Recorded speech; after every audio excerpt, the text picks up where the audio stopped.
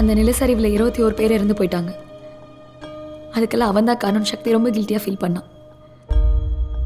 அன்றைக்கி தான் சக்தியை கடைசியாக பார்த்தேன். தேடாத இடம் இல்லை. போலீஸில் கொடுத்த கம்ப்ளைண்ட் என்னாச்சுன்னு தெரியல.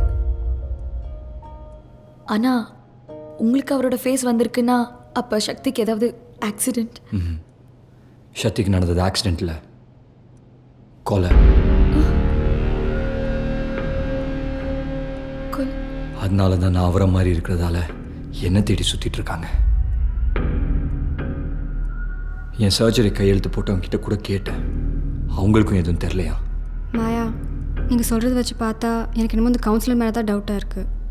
இல்லை, ஒரு கட்சி கலவரத்தில் அந்த கவுன்சிலரை கொலை பண்ணிட்டாங்க. அவருக்கு எங்கள் மேலே கோவம் இருந்தது தான். ஆனால் சக்தியை கொலை பண்ணுற அளவுக்குலாம் இல்லை.